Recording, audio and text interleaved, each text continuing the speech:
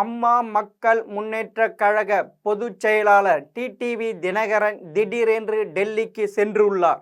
இது தமிழக அரசியல் வட்டாரத்தில் பரபரப்பாக இருக்கிறது.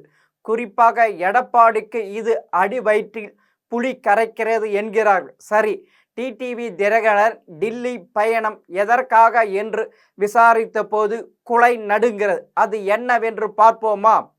இரட்டை இலை தொடர்பான வழக்கில் நேரில் ஆஜராகி விளக்க அளிக்குமாறு அதிமுக பொதுச் செயலாளர் எடப்பாடி பழனிசாமி, அதிமுக தொண்டர் உரிமை மீட்பு குழுவின் ஒருங்கிணைப்பாளர் OPS ஆகியோருக்கு தேர்தல் ஆணையம் உத்தரவிட்டிருக்கிறது. இந்த நிலையில் அமமுக பொதுச் செயலாளர் டிடிவி தினகரன் திடீர் டெல்லி பயணம் அரசியல் வட்டாரத்தில் பரபரப்பை பற்ற வைத்திருக்கிறது. அதை குறித்து அமமுகவினர் சீனியர் நிர்வாகி சிலர் டிசம்பர் 13ஆம் தேதி டிடிவி தினகரனுக்கு பிறந்த நாள். அதை ஒட்டி வட மாநிலங்களில் உள்ள சில கோவில்களில் தரிசனம் செய்வதற்காக டெல்லிக்கு பயணமாகி இருக்கிறார். அதே வேளையில் டில்லியில் சில பாஜக தலைவர்களை சந்திக்கவும் திட்டமிட்டிருக்கிறார். இரட்டை இலை சின்னம் தொடர்பாக திண்டுக்கல்லை சேர்ந்த சூரியமூர்த்தி தொடர்ந்த வழக்கில் OPSன் கருத்தையும் கேட்டுவிட்டு இறுதி பதிலை தாக்கல் செய்யுமாறு தேர்தல் ஆணையத்திற்கு சென்னை உயர் நீதிமன்றம் உத்தரவிட்டிருக்கிறது. அதைத் தொடர்ந்து OPS, எடப்பாடி பழனிசாமி இருவரும் அவரவர் பதிலை எழுத்துப்பூர்வமாக டிசம்பர் 19ஆம் தேதிக்குள் அனுப்ப உத்தரவிட்டுள்ளது தேர்தல் ஆணையம். அதோடு வரும் டிசம்பர் 23ஆம் தேதி அவர்கள் இருவரையும் டெல்லியில் நேரில் ஆஜராக சொல்லியும் உத்தரவிட்டிருக்கிறது. இந்த சூழ்நிலையில்தான் டெல்லிக்கு பயணமாக இருக்கிறார் தினகரன். டில்லியில் உள்ள ஒரு நட்சத்திர விடுதியில் பாஜகவின் 2 தேசிய தலைவர்களை சந்திக்க நேரம் பெற்றிருக்கிறார் தினகரன்.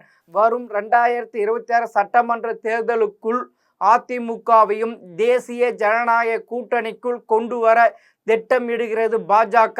இதுவரையில் அதற்கு எடப்பாடி பழனிசாமி சம்மதிக்கவில்லை.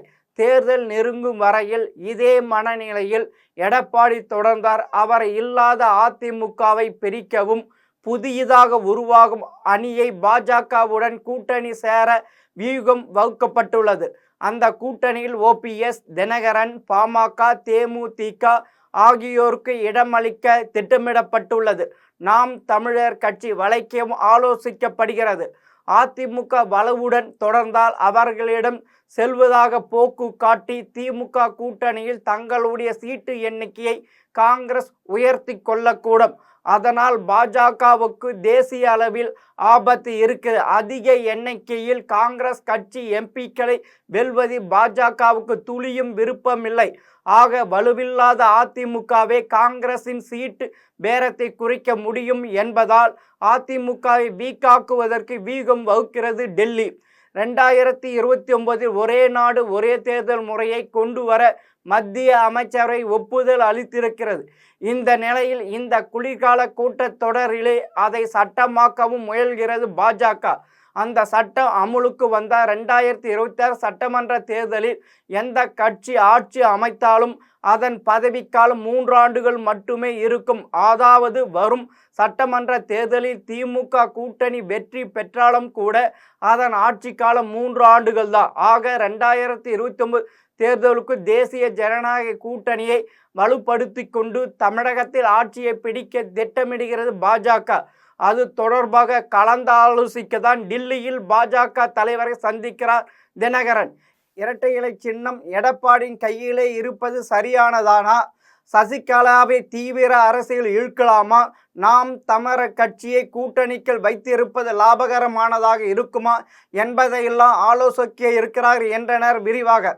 ஒரு பக்கம் இரட்டை இலை சின்னம் தொடர்பான வழக்கில் கட்சியிலேயே உறுப்பினர்கள் இல்லாத OPSன் கருத்தையை கேட்க உத்தரவிடுகிறது நீதிமன்றம். அதை ஏற்று OPS, எடப்பாடி சாமி இருவரையும் நேரில் ஆஜராக சொல்லி தேர்தல் ஆணையம் நோட்டீஸ் அனுப்பியிருக்கிறது. மற்றொரு புறம் சசிகலா மீது இருக்கும் அந்நிய செலாவணி வழக்கை விரைந்து விசாரித்து முடிக்குமாறு கீழ்மை நீதிமன்றத்துக்கு உயர் நீதிமன்றம் உத்தரவிட்டுள்ளது.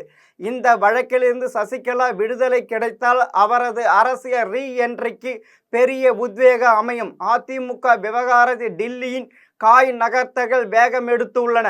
சட்டமன்ற தேர்தலுக்கு இன்னும் 15 மாதங்கள் தான் இருக்கும் நிலையில் இன்னும் பல அதிரடி திருப்பங்கள் அரங்கேறலாம். ஜெயலலிதா நான் இல்லாத போதும் அதிமுக 100 ஆண்டுகளுக்கும் மேலும் நிலைக்கும் என்றார். அது இப்போது பலிக்காது போல தெரிகிறது.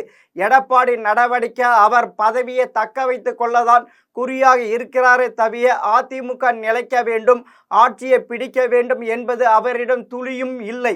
போற போக்கை பார்த்தால் எடப்பாடி அதிமுக ஒன்றும் இல்லாதவாறு செய்து விடுவாரோ என்ற ஆதங்கத்தில் அதிமுக தொண்டர்கள் இருக்கிறார்கள். இப்போது தமிழகத்தின் நிலைமையை பார்க்கும்போது ஸ்டாலின் அரசின் மீது மக்கள் பெரும் கோபத்தில் இருக்கிறார்கள். அதிமுக ஒற்றுமை அடையும் பட்சத்தில் 2020 சட்டமன்ற தேர்தலை எளிதாக வெல்லலாம். ஆனால் எடப்பாடி நடவடிக்கை காணும்போது அது காணல் நீராக போகத்தான் வாய்ப்பு இருக்கிறது. இதை முறியடிக்க விஜய்க்கு வாய்ப்பு இருப்பது போல் தெரிகிறது. ஆனால் அவர் கட்சியின் கொள்கையை அறிவித்ததோடு சரி, அதன் பிறகு அரசியல் களத்தில் அவர் சுறுசுறுப்பாக இல்லை.